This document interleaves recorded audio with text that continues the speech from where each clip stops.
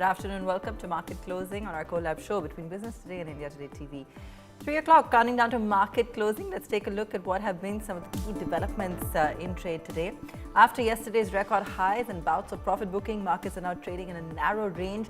Sensex flat near 85,750, while the Nifty is steady around 26,200. Selective buying in pharma, metal and auto stocks, while oil and gas shares continue to trade weak. Higher Appliances India are looking for a 1,000 crore rupee infusion from its parent, likely to support plans for a third manufacturing plant in South India. The company has overtaken Whirlpool India in sales, emerging as the third largest consumer electronics player. India awaits big Q2 GDP print. Finance Ministry sees 7 to 7.5% growth. Moody's pegs 6.8%, while SBI projects a stronger 7.5 to 8%. A wide forecast spread as markets look for clues ahead of the RBI's next policy review. US President Donald Trump hints at a major tax overhaul, saying his administration may slash or even completely eliminate income tax over the next few years. Speaking to US military personnel on a video call, Trump said that tariff revenues are soaring and may allow the government to phase out income tax entirely.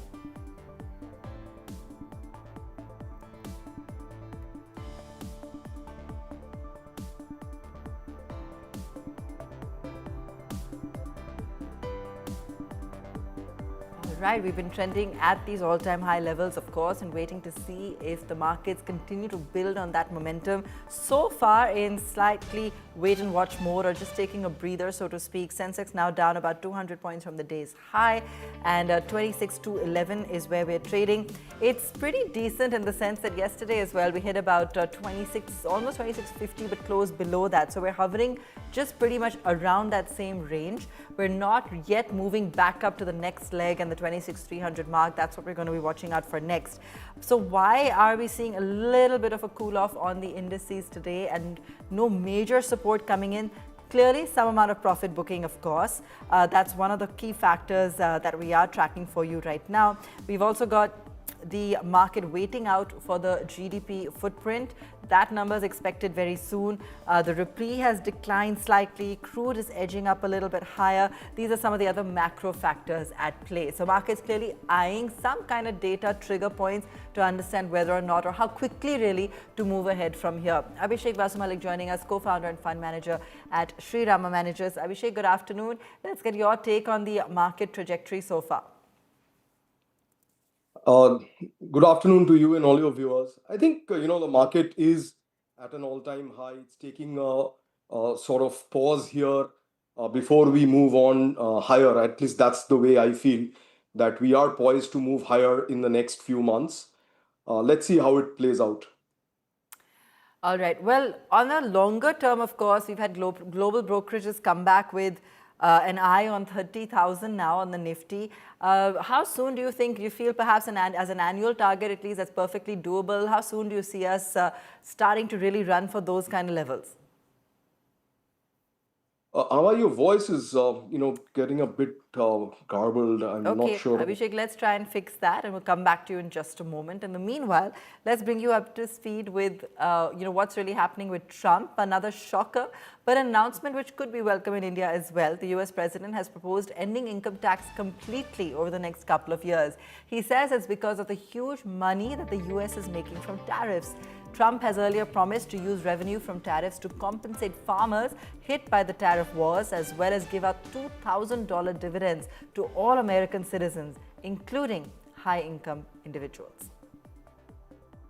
And they made the deals. I mean, they respect us, but they pay us, as an example, Japan $650 billion, South Korea $350 billion, European Union $950 billion, and they are building plants now in the United States because they don't want to pay tariffs.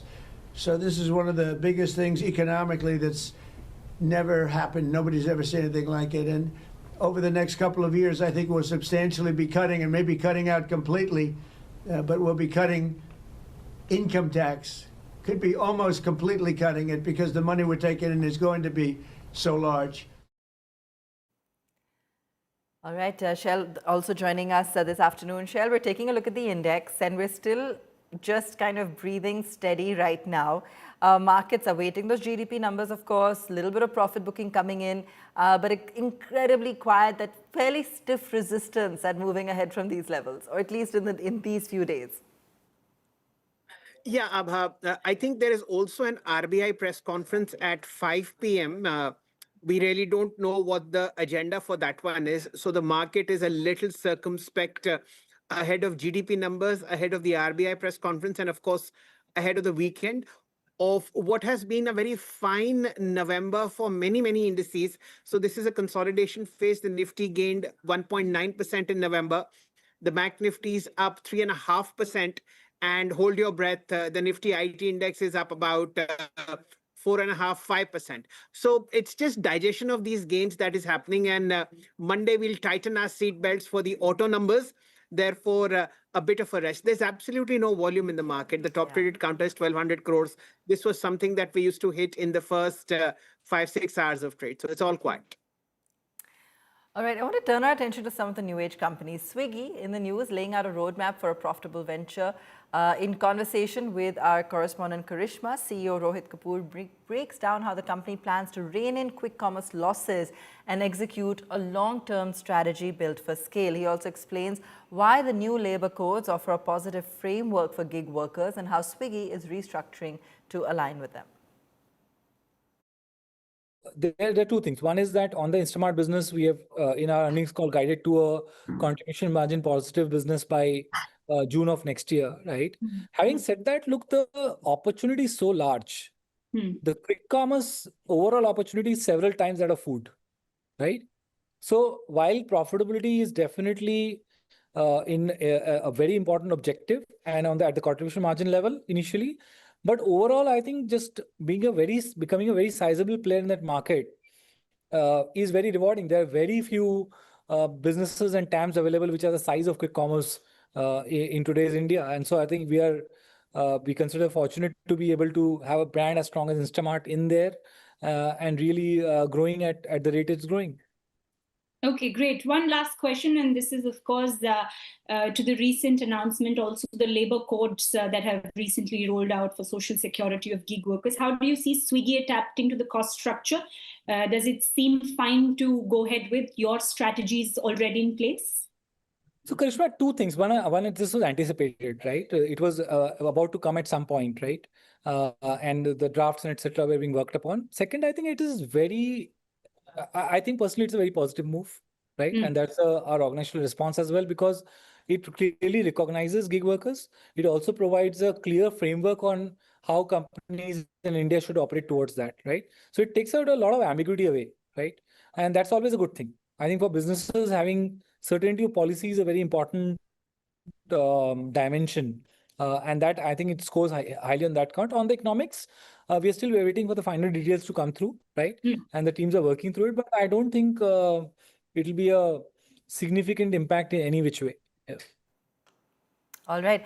Well, we've got Swiggy, of course, talking about creating a profitable future. We have brokerage views coming in on 197 that have been very positive. Lenskart has been moving on the back of earnings coming around. Grow has managed to make up some of those initial, short selling right post the listing. So lots of action across the board on some of these new age counters. Shell, Lenskart now is cooled off. It's just earlier in the day it was up about 2-3%. 197's been looking strong, and Nykaa's been looking strong too.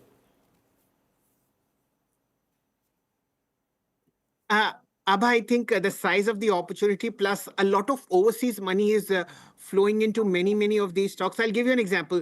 I was speaking to a fund manager and he said something really interesting. He said, when an overseas fund manager comes to India, he wants to see stocks and businesses which they don't have in America or they don't have in Europe, and the internet space is the biggest one.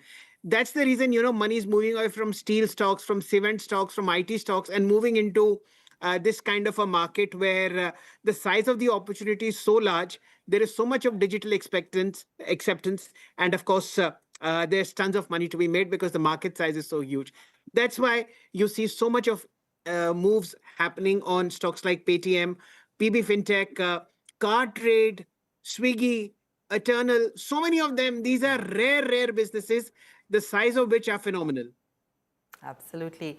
By the way, the car trade car deco deal is off. That was in the papers, of course, today. So not much brewing there now. Abhishek, welcome back. Counting down to close, 15 minutes to go. It's been really quiet today. But we've all been talking about where the next leg of the rally is going to come from. We've been talking about autos and banks, of course, the consumption boost. Also value to be found, or some kind of value buying that's starting to come back in IT, which has had a pretty solid week. What are you looking at? In fact, I was just about to say, IT, because if you look at, one of the big beneficiaries, at least of sentiment, if and when we get the US India tariff deal done, I think there was an announcement from the India side today that it's likely to happen before the end of the year. So if that goes through, then IT could see some kind of, run up. So in the short term, IT again, it's been beaten down. It's not being talked about. So that could be a very interesting sector to play a quick turnaround in the near future. All right. And within IT, Abhishek, where would you be looking?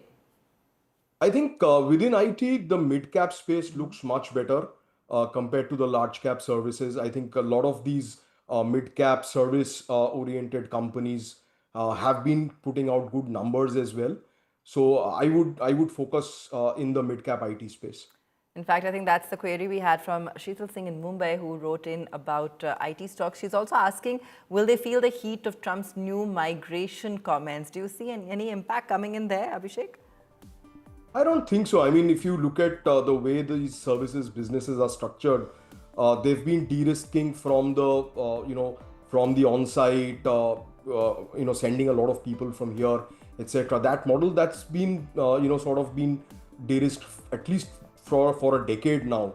So now a lot of hiring happens in the US. I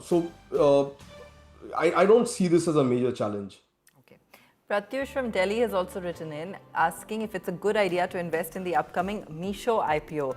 I don't know how closely you've been tracking the IPO buzz, Abhishek, but let me get a take from you on this. I think Meesho again is a very interesting business. They've been doing really well, and they are serving a very large segment, which is the non-traditional, where we usually don't look at, right? So they are serving the tier 2, tier 3 cities, the more value conscious buyers, and that by far is a much larger market. So Meesho actually is a very interesting play in this overall internet service business. So definitely worth a look. Whether you want to buy it or not, it's a different ball game based on valuations, your holding period, etc. But definitely a business worth looking at. Okay. Shell, a lot of retail investors are not super thrilled about the current rally, which we've been celebrating, because they feel it still hasn't been wide enough to have a lot of the mid caps and small caps participating. And we have seen that lag, of course, in the kind of momentum we've seen in the broader markets. What do you feel is set to change there? What kind of indication can we give to the retail investor who's still feeling unsatisfied? I think, Abha, that's a wonderful question, and it's answered in two parts. Ahead of the budget, you should see a strong rally between December and February.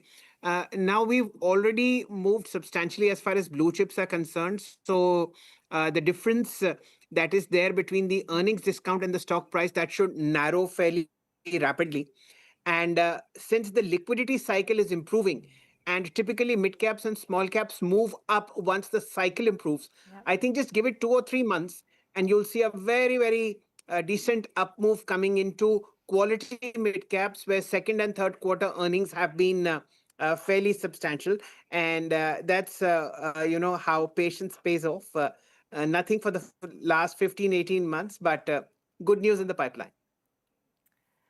Okay, so that's true. I mean, in the budget, we may, of course, hear another spate of reforms. I think that's what the market's going to be expecting. We've seen, of course, both the GST reform, we've had the rare earth policy come through.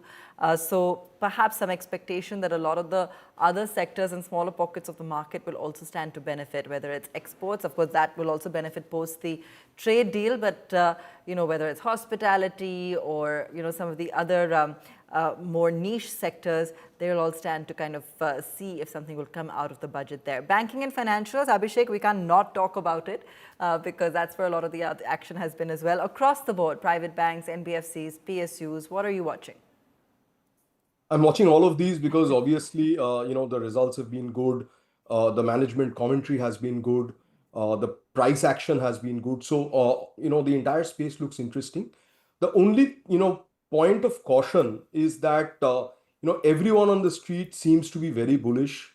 You have to be a little bit cautious when everyone turns bullish. Uh, if I look at again in the overall banking space, I think PSU banks offer a better value right now compared to at least the mid-tier private banks. The top-tier private banks like the HDFC and the Kotak, ICICI, they probably again maybe a good bet. But again, with them, you cannot expect very large, moves or growth coming through. But overall, I think the larger PSU banks offer a pretty good opportunity at this point in time. Okay. Well, 10 minutes to go, not much of action, nothing much that's moved, so to say. Shell, what are you spotting? Well, Abha, I'm just spotting stocks like transformers and rectifiers. They are top losers, down 10% this week. I'm actually looking at, bottom fishing in this kind of a market. So if you look at the top losers list for the week gone by, you'll see some very interesting names coming in. Transformers and rectifiers down about 11%. Chennai Petro down 10%. Whirlpool losing 8.5% on a weekly basis. Deepak Nitrite and MRPL also slipping. So these are stocks which are of good quality, and you should be trying to buy the base building in this one. No point chasing record highs. We've done that much often, but the real money is made when you buy a stock well below its 200-day moving average and hope for it to rise above its 50. That's where the meat of the matter lies. All right. M&M is back in the green today. Kalyan Jewelers is up 2%. I'm just looking at the BSE 500 names. Hind Zinc is looking good today. We've got some of the textile counters. Something must be brewing there again. It could be the trade buzz news, Shell, because Vardhaman is up 2.5%. Wellspun Living is up very sharply. It's up about 8-10% right now. Then we've got a mixed bag on pharma. SRF is up 3.5% right now. So that one's also looking pretty active at this point. I won't look at the 52-week highs like you just said, but one can spot a lot of these other interesting names in the broader markets right now. And we've talked about 197. That, of course, continues to look strong. Varun Beverages is up about 3%. Like I said, a mixed bag in pharma. We've got Ipca Labs, for instance, that's moving. Lemon Tree is up 2.5% today as well. And we've been tracking some of those hospitality names. So some amount of action coming in across the board, in the wider markets on some of these names as well. Shell, any of these stand out to you as stocks that perhaps we've been seeing consistent moves in, or any surprises? Varun Beverages, Abha, for the very same reason that it's trading much below its all-time highs. We've seen 680 somewhere in July last year, and now somewhere like 480. So this is where, sensible people hunt. You buy margin of safety, and you hope for the best to happen. That's a stock that I'm looking at. Of course, I have no positions in it, but I'm looking at it, and I have zero hope of a trade deal. We've seen this happening over the last 6 months. Every weekend, every day, you get this thing that it's happening tomorrow. So I have, unless it happens, it is not happening. So I don't look at textile stocks. I don't look at exporters. You've known to me to be a very optimistic person, but I have zero faith. So it's true, because this time last week, Shell said that it's definitely going to be out, and we are still waiting for the finality of it. But Abha, there is one interesting thought I had. You flagged off President Donald Trump talking about reducing income tax because tariff inflows are so high. We are paying income tax here, and now we are paying income tax on behalf of Americans also via tariffs. What could be worse? I absolutely agree with you. It's actually no laughing matter. It's pretty serious, and Trump is really at it again. Let's see how this unfolds. We do know that he tends to go back and forth on some of his policy disruptions. Let's also take a look in terms of levels. One of the things we know is definitely going to happen next week are those auto sales numbers. So Abhishek, let's get some levels to track from you, whether it's an Ashok Leyland or a Hero or an Aisha. What are we looking at next week? So, I mean, I personally think that the two-wheeler space actually is very interesting. We've got good monsoons. All the numbers that has come, so far, the festive sales for Bajaj, for Hero, for TVS, they've all been really good. So, I'm hopeful about the two-wheeler numbers, and let's see how the other passenger vehicle car numbers come through. Maruti, Hyundai also probably expected to do well. Okay, so bullish on auto, of course. Also on the mid-cap and small-cap index, Abhishek, do you think you could give us some kind of a target or a level to watch out for when it comes to some of the broader market indices? I think small caps haven't been performing all that well when compared to Nifty. I think mid caps. I have to check the numbers, but top of the mind, I don't have them with me. Sure. Mid caps look significantly better than small caps. Okay, so mid-cap still the safer bet, one would say. Overall, today, the mid-cap index is also flat. Across the board, actually, it's pretty much flat, but most of the indices are in the red, apart from a little bit of respite on auto and banks, and also a little bit on the IPO index. We've got, pretty much across the board, but it's just completely flat shell. It's not like we've got any kind of massive cuts coming in anywhere. Absolutely, Abha. The bulls are defending 26,200. That's a fairly decent way to close. I was hoping a close above 26 to 2250. That would have been a fabulous end to the week and end to November. Well, you can't have everything. Yeah. But I'd just like to mention one line as far as auto is concerned. Maruti will be the new hero. And Hero, of course, will be a better hero.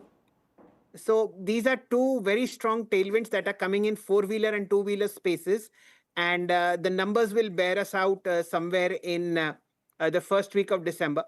This is a very strong tailwind that we are tracking, especially in Maruti and Hero Motors. Abha.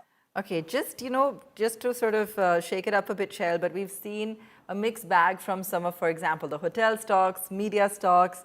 I know you don't like textiles, some of the other broader market consumer plays. Defense continues. If we had to look, however, at some of the more niche pockets, which one would you bet on? Just to play havoc for a moment. Defense. And okay. That's simply because Mr. Putin is here from Russia. Lots of transactions are going to be announced over the next 2-3 days or so. And more importantly, there's a statement that's just come from the Defense Secretary. Yeah. He says that the Defense Ministry will work for a hike of up to 20% in the next budget. That one line says it all. And most of these stocks have corrected from their all-time highs. This is something that I'm looking with, how should I say, with glee and rubbing my hands. Yeah. Bated breath. All right. Abhishek, let's get some of your topics. And I know we've been talking to you about, some of the movers and shakers in the market, but let's get your strategy from you before we let you go today. I think I'll agree with Shale. I think defense is an area which the government has shown intent in terms of spending. We're seeing geopolitical challenges. So defense is one area. The second area is shipping. I think that's another area where there is a lot of focus from the government on shipbuilding, on dredging, on overall building up the maritime ecosystem in India. But it's a much longer term play. It's not going to be short term. Short to medium term, I think defense is a very strong area to look at. Thank you for joining us, Abhishek. A quiet market. We're about to close any minute now. We'll pull up the index for you. Very quiet today. But like I said, the bulls are resisting any kind of sell-off. They're just holding steady. Very key factors to watch out for. The RBI meet, expected, of course, to continue in terms of a dovish commentary going forward on rate cuts. We've got the trade deal in the balance. We've got also the Fed rate cut coming up. We have the GDP numbers expected, huge, wide range from 6 to 7.5% in terms of various brokerages and what they're thinking that number is going to be. But lots of indicative data points that could, of course, help to boost the markets further from here. We're already trending at those high levels. We hit them this week. We saw a really fab week on sectors like IT, for instance, a lot of value buying coming in there, a lot of 52-week highs across the board, strong brokerage commentaries, FI buying has come back into the markets as well, and a lot of global brokerages are taking a relook at India. So the momentum seems to be taking shape, definitely coming in line, is in place for a year-end rally. We're just got about a month to go, but looking forward to seeing some of the triggers next week to see how the market can edge forward from here and perhaps see a new high even closer than the last one. So that's what it's looking like on close this Friday. Shell, thanks so much for joining us as well. We leave it there for now. Thanks so much for watching.